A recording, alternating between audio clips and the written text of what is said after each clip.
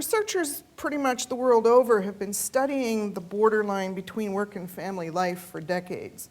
In fact, when I was putting together this presentation, I realized that I've been studying the relationship between work and family life myself for 2 decades. That was a bit of a shock. There's now an enormous body of literature, of theoretical, of empirical, of policy and practice literature out there on this topic.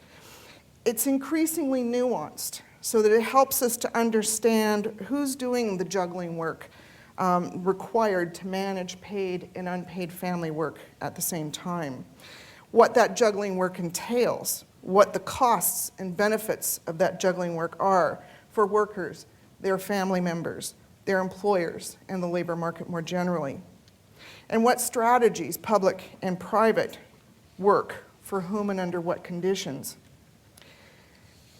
It's also given rise to vigorous and sometimes heated debate about whose responsibility it is to do or to facilitate the juggling work work and family.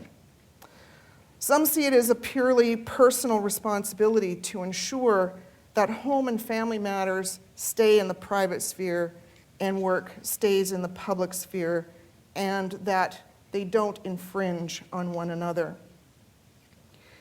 Others believe that we all have a shared interest in and so responsibility for easing the fit between the public and the private sphere.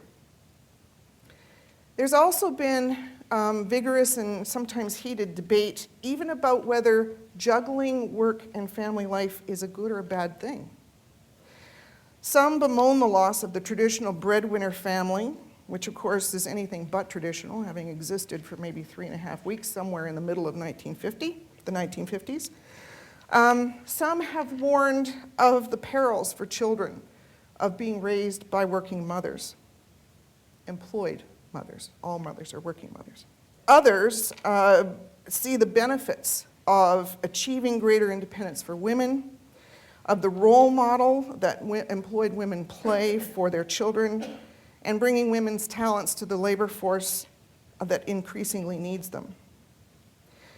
Some of these debates have been largely resolved, thanks in part to that massive body of literature that we've accumulated.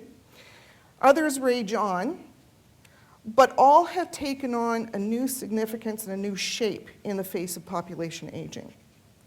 In its earliest incarnation, work-family relationship research was focused on the need to understand the relationship between paid work and unpaid child care.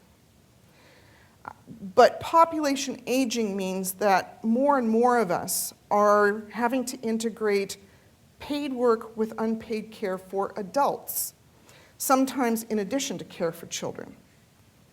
Now for the audience participation part of the program.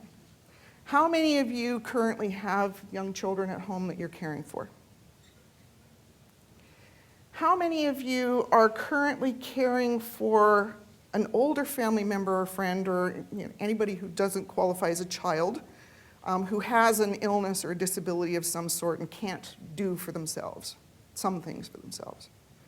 Okay. You're among about 1/3 of Canadians who have such responsibilities. About 8 million Canadians, according to Statistics Canada's latest data. Put your hands up again if you are currently caring for a family member or friend with a illness or disability. How many of you, in addition, have ever cared? Keep your hands up, those of you who are currently. How many of you have ever cared for a family member or friend with illness or disability? I'm putting my hand up on that one as well. You comprise about half of the Canadian population, or about 13 million, about half of caregivers, about 13 million people. How many of you are caring for both children and another dependent family member? No sandwiched caregivers in the group. Oh, we have 1. 2. Okay. I'm not going to ask then how many of you are caring for multiple generations, for more than 2 generations. But they're out there. and they're known as hero sandwich caregivers.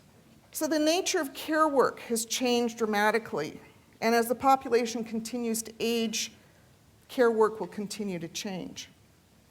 At the same time, the concept of work-life conflict or work-life balance has changed. Such terms imply that work isn't part of life, or at least not part of the life that we want to live. In fact, early work-family scholars talked about spillover from one sphere to the other, and practice was focused on trying to keep those spheres separate or trying to keep that spillover from happening. Over time, both the futility and the disadvantage of that perspective have been recognized, at least when it comes to balancing childcare and work demands. We've come to accept the inevitability and the benefits of sharing responsibility for raising children, of engaging all adults in the workforce, and so of sharing responsibility too for helping people to navigate that borderland between work and family responsibilities. The accepted term is now work-life integration, implying a breakdown of the boundaries between these two spheres in which we live our lives. And yet navigating that work-life boundary remains a challenge for families and now for employers. Or maybe I should say it is again a challenge because of the new, often older face of caregiving.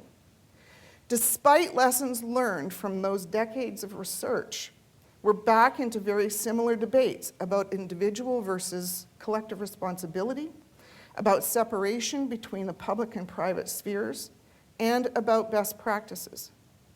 And while we've learned a lot about this new borderland, we're not quite there yet in terms of the level of recognition of differences in the challenges or differences in best practices.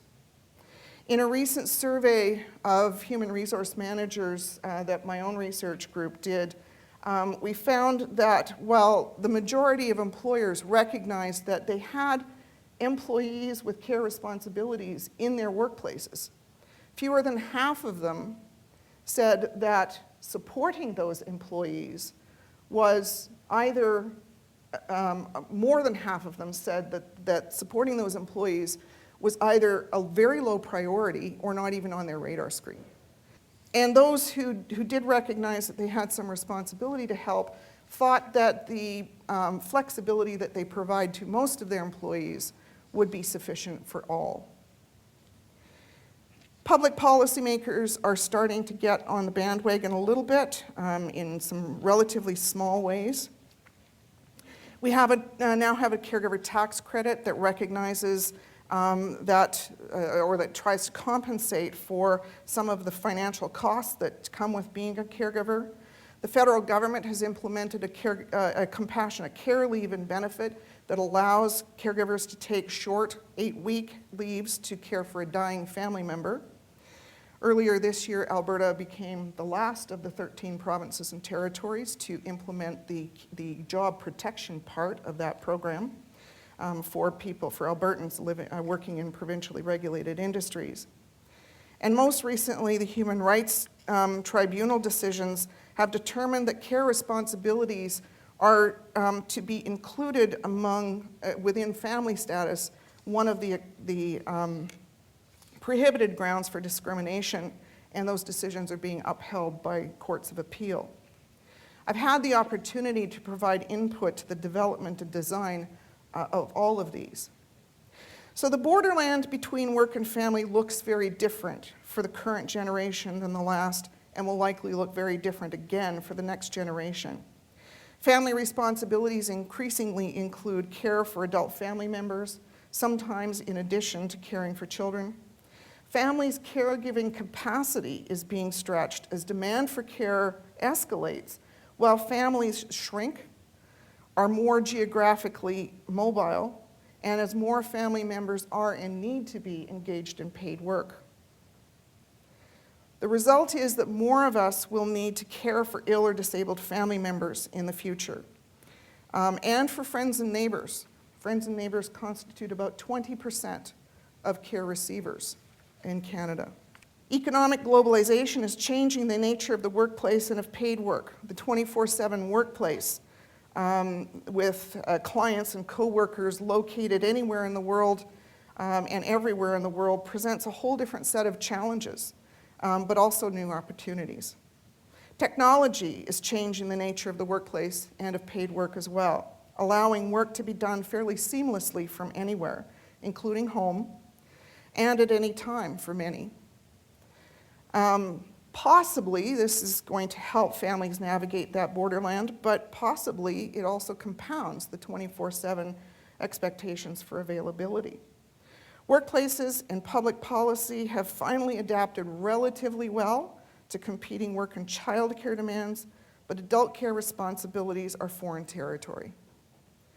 So as the population continues to age, families' caregiving capacity continues to shrink, skilled labor force shortages continue to loom, and government's financial and ideological bottom lines continue to emphasize family over public responsibility for care. The care gap will continue to widen, and as will the need to better understand the borderland between families and work, between life and work.